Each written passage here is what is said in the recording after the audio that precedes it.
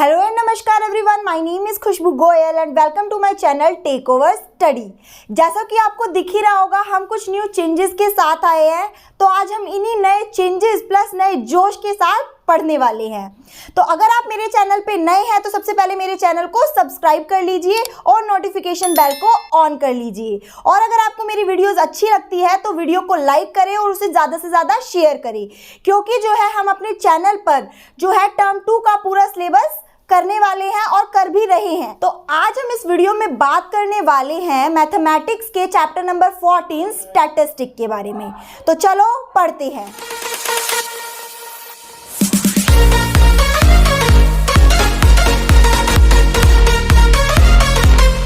Statistic chapter को शुरू करने से पहले हम सबसे पहले जान लेते हैं मीनिंग ऑफ स्टैटिस्टिक। स्टैटिस्टिक का मतलब क्या होता है? Collection of quantitative data. क्या होता है? Collection of quantitative data. इसमें क्या होता है, हम डाटा को जो है वो कलेक्ट करते हैं, एनालाइज करते हैं, इंटरप्रेट करते हैं और प्रेजेंट करते हैं। ये सब जो है इंक्लूड होता है हमारा स्टैटिस्टिक के अंदर ही।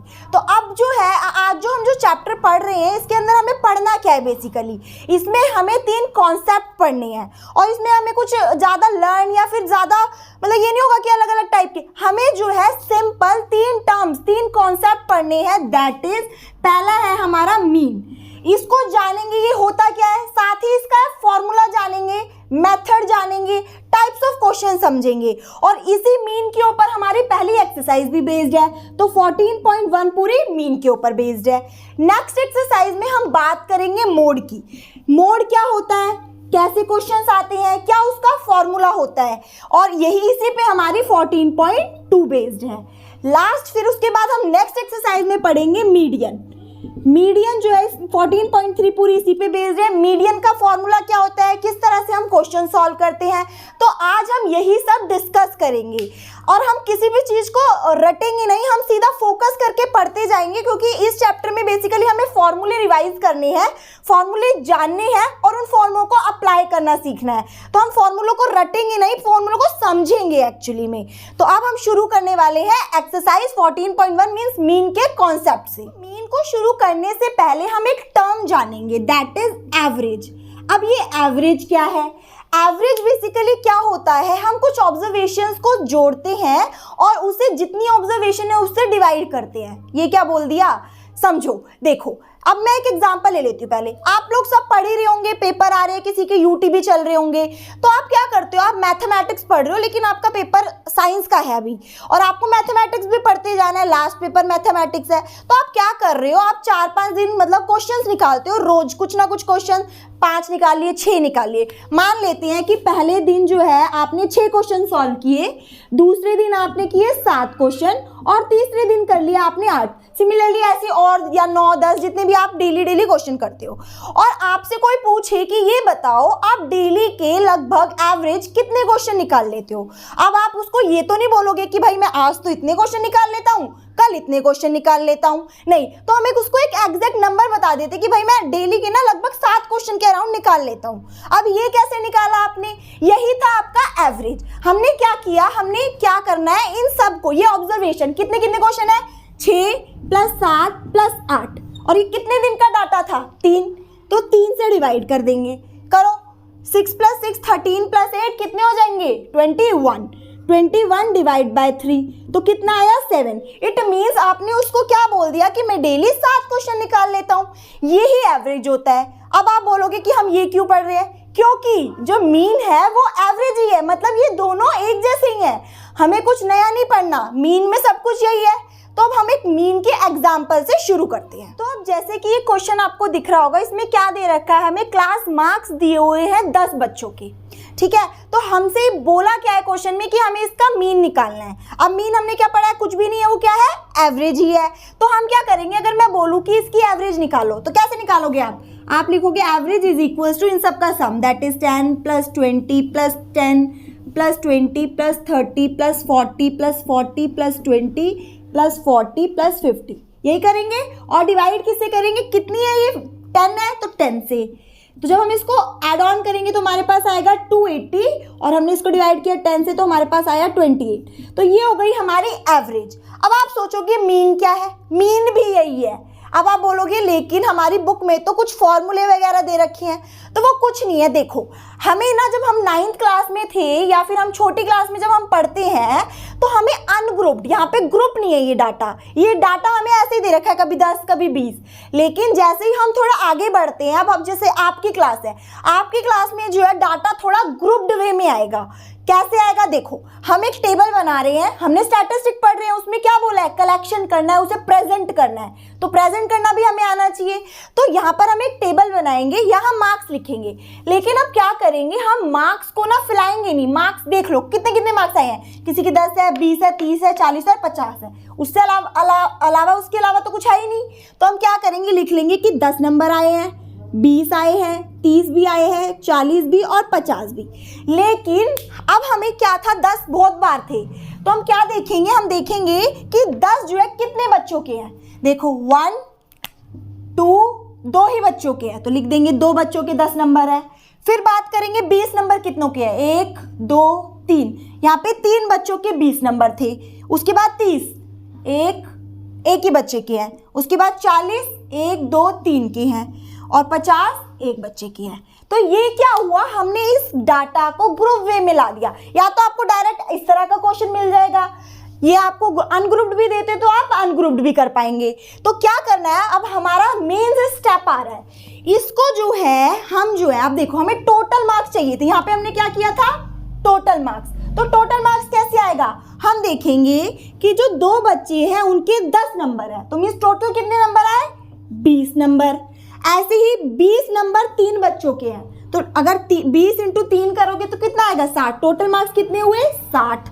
फिर 30 नंबर एक बच्चे के हैं, तो वो 30 से मल्टीप्लाई किया 30। 40 नंबर 3 बच्चों के हैं, तो क्या करेंगे, 40 इंटू 3 120। उसके बाद 50 नंबर 1 बच्चों के हैं, तो कितना आया, 50। अब ये टोटल मार्क्स आ गए, तो हम क्या कर लेते हैं, हम एक काम करेंगे, टोटल पहले टोटल करेंगे, यही चाहिए था, तो इसको टोटल किया तो हमारे पास आएगा 280। समझ आया? अब हम जो है इस मार्क्स ऑब्टेन को क्या नाम दे देते हैं, XI। ये जो है ये मार्क्स ऑब्टेन है, कितने कितने मार्क्स आए, इसको हम बोल रहे हैं ये हमारे नंबर ऑफ स्टूडेंट्स है, दैट इज ये हो जाएगा हमारा FI। और ये कैसे निकाला है, FI इंटू XI करके, FI को XI से इंटू किया है, या फिर XI FI जो भी है उसको इंटू किया है, तो ये हमारा आ गया FI XI। अब ये जब हमने टोटल किया तो ये हो गया सम ऑफ FI XI। अब आप सोचोगे ये क्या है, ये जो है सिग्मा का साइन है और इसका मतलब होता है सम ऑफ। मीन्स हम क्या करते हैं, सम करते हैं। ये ग्रीक लैंग्वेज से आया है और इसका मतलब होता है सम। तो जब हमने FI XI का सम किया तो सिग्मा FI XI मिल गया। और अगर मैं नंबर ऑफ स्टूडेंट्स को सम करती हूँ तो ये FI था, तो क्या किया, सिग्मा FI किया, तो कितना आया, 10 स्टूडेंट। सिंपल। अब देखो हमें, अब बिल्कुल फोकस करना, बिल्कुल तुम्हें लगेगा इतना आसान। क्या किया, करना क्या था, सम करना था और कितने बच्चे थे उससे डिवाइड। तो सम किया तो हमने लिखा सिग्मा FI लिखा, ये सम था, और डिवाइड करना था जितने बच्चों से, यही किया ना हमने, ये लिखा हमने। 280 बच्चे थे, मतलब 280 टोटल मार्क्स थे और 10 बच्चे थे, तो एवरेज ऑन एन एवरेज या मीन जो है हमारा आ गया 28।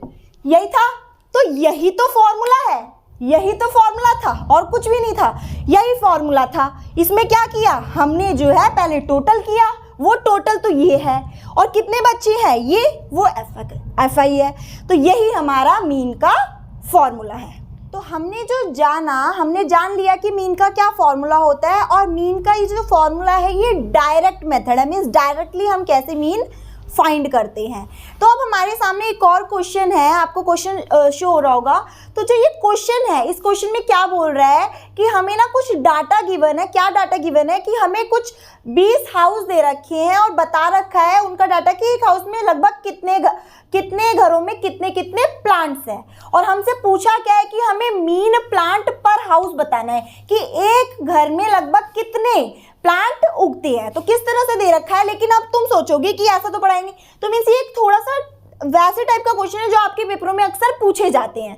तो क्या पूछा जाएगा, आपको नंबर ऑफ प्लांट्स दे रखे हैं कि किसी के घर में 0 से 2, मतलब किसी घर में एक हो या है ही नहीं है, 2 पौधे हैं, तो वो कितने घर है, एक ही घर है। 2 से 4 के बीच में पौधे 2, मतलब 2 घरों में है, 4 से 6 एक घर में है, तो ये डाटा गिवन है। तो अब हमने तो सीखा था कि जो हमारा फॉर्मूला था, सबसे पहले हम उसको देख लेते हैं। हमारा फॉर्मूला हमने सीखा था sigma F I upon sigma F I, sigma F I x I upon sigma F आई। अब आप सोचोगे ये तो हमें पता है कि कितने घर हैं, नंबर ऑफ हाउसेस थे, तो ये तो हो जाएगा हमारा एफ आई, ठीक है। लेकिन एक्स आई क्या करे, अब ये तो प्लांट्स है, इसमें से कौन सी वैल्यू ले, वहां तो सिंगल वैल्यू थी, तो अब यहाँ पे कौन सी वैल्यू लेंगे, यहाँ पर जो है जब हम वैल्यू निकालते हैं तो हमें एक एक्स आई का कॉलम बनाना होगा, हमें एक्स आई फाउंड करना पड़ेगा। अब एक्स आई कैसे करेंगे, ये जो है हमारा, इसको जो बोलते हैं ये होता है हमारा क्लास इंटरवल, ये हमारी क्लास इंटरवल है, मीन्स ये हमारे इंटरवल्स गिवन है।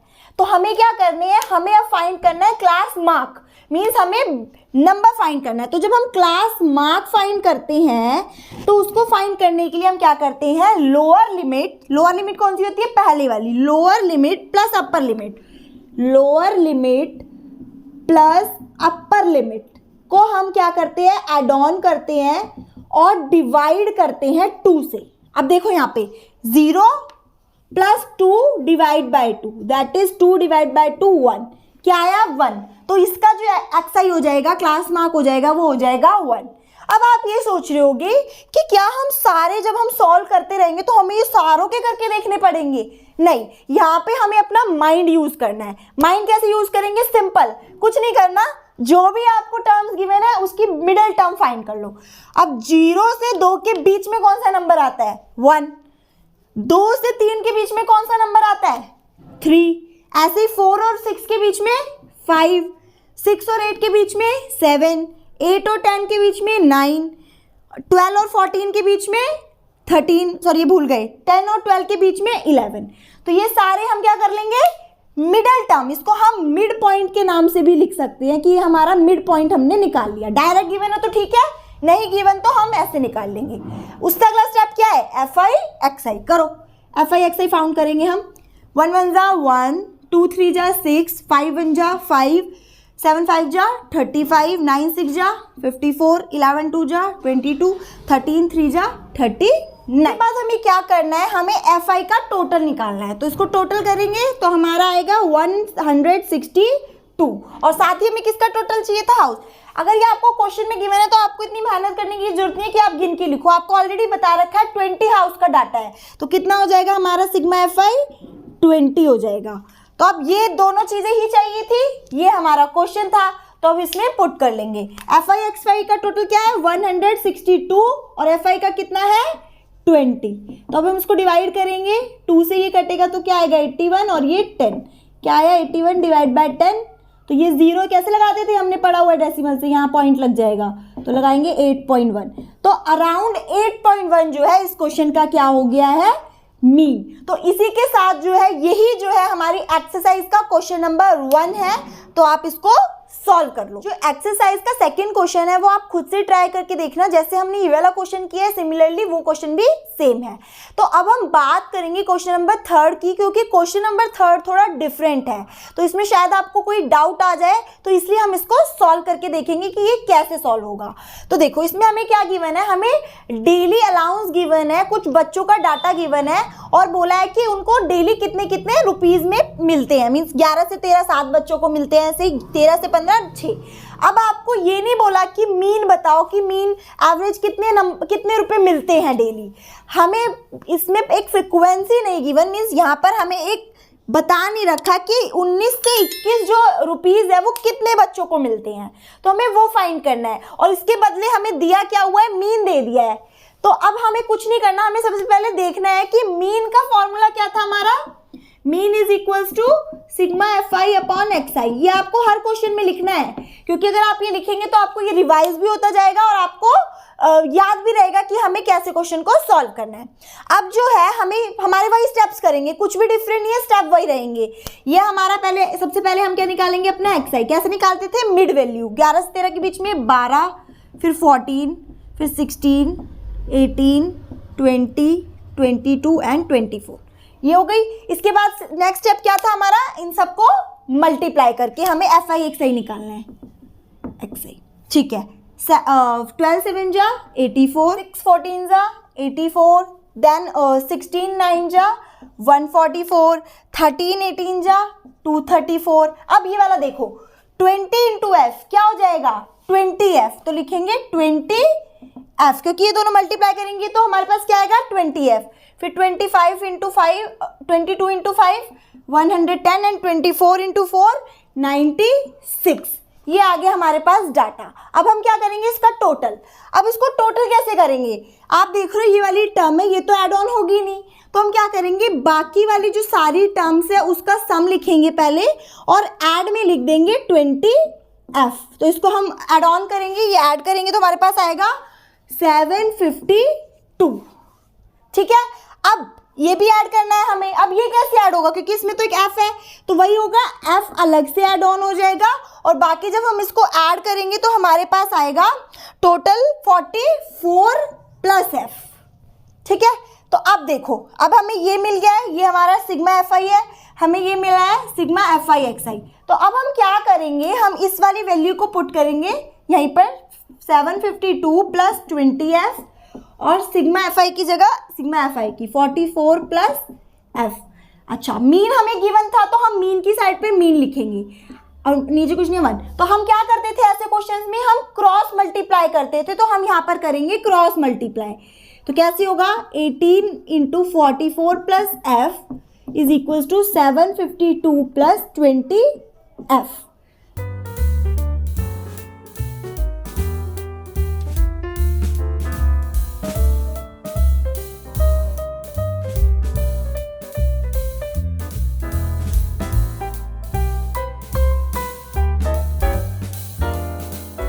करेंगे तो हमारे पास आएगा 792, इन दोनों को करेंगे तो 18f, इधर है 752 प्लस 20f। अब क्या करेंगे, नंबर वाली टर्म को एक साइड रख लेंगे और जो f वाली टर्म है उन्हें एक साइड कर लेंगे। तो इसको इधर ले आते हैं और इसको इधर ले जाते हैं। तो 792 minus 752 is equal to 20f minus 18f। तो यहाँ पर आएगा हमारा, इसमें से इसको माइनस करेंगे तो 40 और इधर आएगा 2f। अब हमें f की वैल्यू चाहिए तो इसको इधर ले आएंगे 40 डिवाइड बाय 2 f, तो f आ जाएगा हमारे पास 20। यही हमें फाइंड करना था, यही हमें फ्रीक्वेंसी मिलनी थी, तो ये यहाँ पे जो f है ये 20 आ जाएगा और जब हम इसमें 20 ऐड करेंगे तो हमारे पास टोटल भी कितना आ जाएगा 64। और सिमिलरली ये, तो हमें निकालना क्या था f की, हमें वो फ्रीक्वेंसी बतानी थी कि 19 से 21 रुपए जो मिलते हैं वो कितने बच्चों को मिलते हैं 20 बच्चों को। तो ये है हमारा क्वेश्चन नंबर 3। तो अब जो है हम क्वेश्चन नंबर 5 देखेंगे। तो इस क्वेश्चन में थोड़ा सा आपको कंफ्यूजन होगा। क्या कंफ्यूजन है, देखो इधर, यहाँ पे आपको डाटा गिवन है, नंबर ऑफ मैंगोज दिए और नंबर ऑफ बॉक्सेस दे रखे है कि अराउंड इतने मैंगोज इतने बॉक्स में आते हैं और हमें मीन मैंगोज निकालने हैं कि कितने बॉक्स में आएंगे। तो अब यहाँ पर आप देख रहे हो जो हमें मैंगोज गिवन है 50 to 52, 53 to 55। पहले क्या होता था, हमारा जो अपर लिमिट थी वो लोअर लिमिट के बराबर होती थी, है ना, मीन्स ऊपर वाले की अपर लिमिट नीचे वाले की लोअर। अब यहाँ पर ये दोनों सेम नहीं है, तो हमारा सबसे पहला स्टेप क्या हो जाएगा, हमें इन्हें सेम बनाना है। अब वो कैसे बनाना है, हमें सबसे पहले गैप देखना है कितना है, 52 और 53, 52 और 53 के बीच में कितना गैप है, 1 का गैप है। तो जो ये 1 का गैप है इसको हम आधा कर लेंगे पहले। 1 का आधा कितना होगा 0.5, 0.5। तो हम क्या करेंगे, इन सबको इक्वल बनाने के लिए हम लोअर लिमिट में से आधा माइनस कर देंगे और अपर लिमिट में आधा प्लस कर देंगे। तो क्या होगा, देखो 50 में से आधा माइनस किया 49.5, 52.5। तो सिमिलरली सब में यही कर देंगे हम। तो हमारे पास क्या हो जाएगी, आप देखो हमारी सारी लिमिट क्या हो जाएगी, बिल्कुल सेम हमें दिखेगी जो हमें एक्चुअली क्वेश्चंस में चाहिए होती है। ठीक है, अब ये नॉर्मल हो गया, अब ये नॉर्मल क्वेश्चन बन गया जो हमें गिवन था। आप सोचोगे पॉइंट वाला क्वेश्चन कैसे करते हैं, तो अभी हम करेंगे। तो ये नंबर ऑफ हमें मैंगोज पता चल गया अराउंड, ये हमारा क्लास इंटरवल।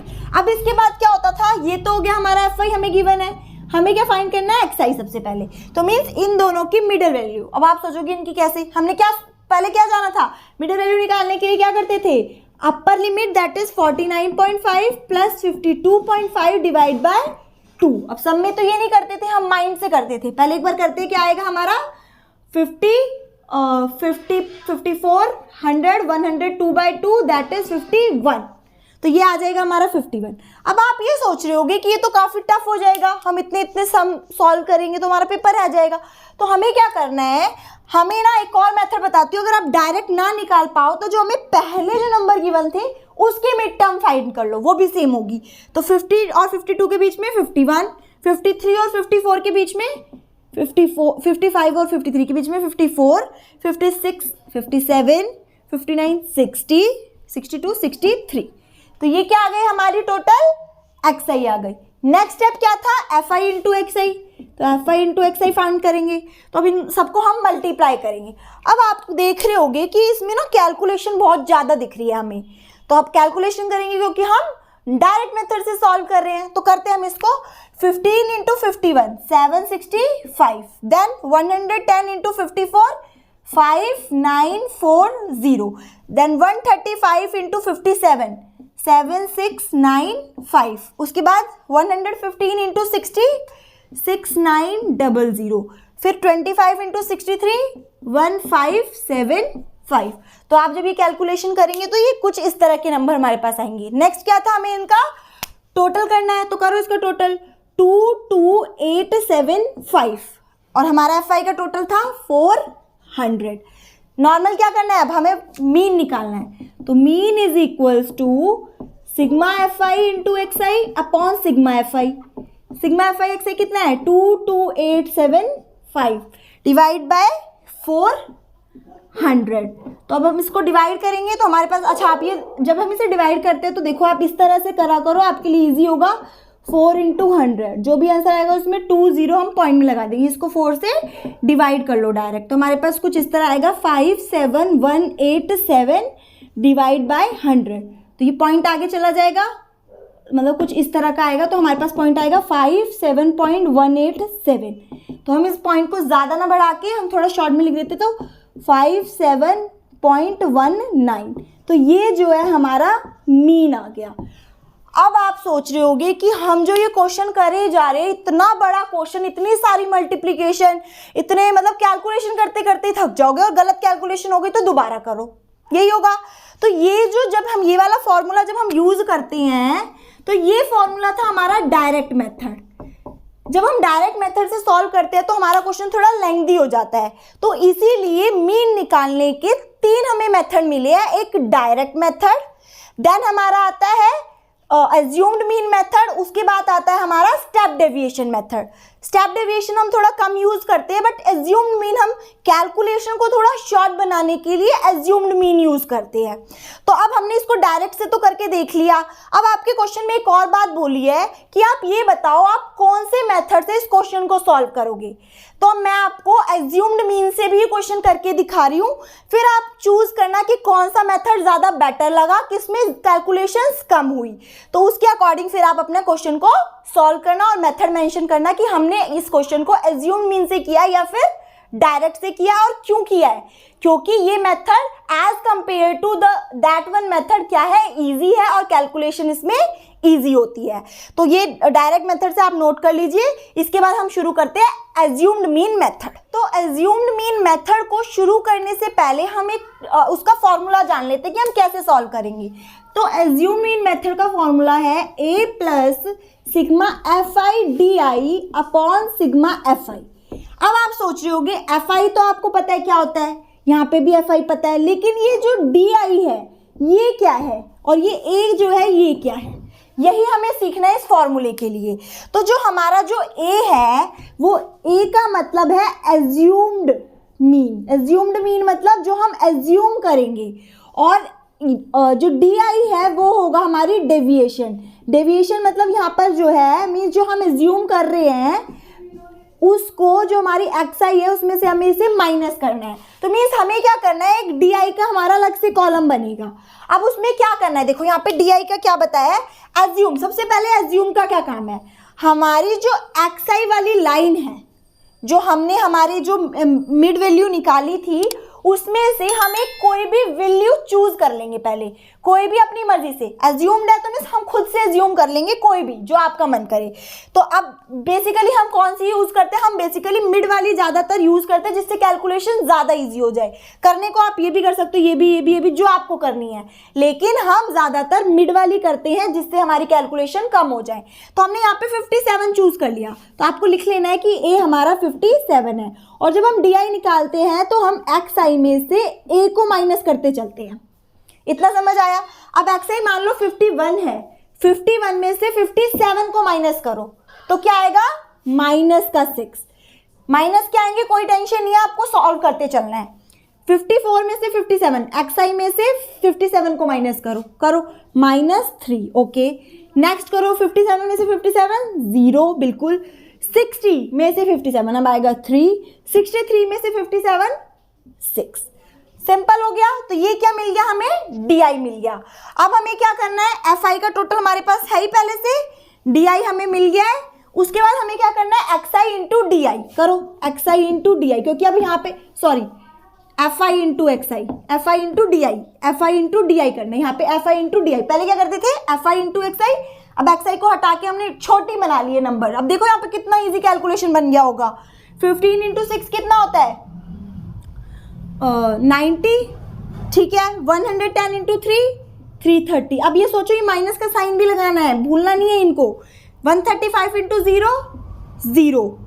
115 इंटू 3 तो क्या आएगा, 15, 4, 3, 345।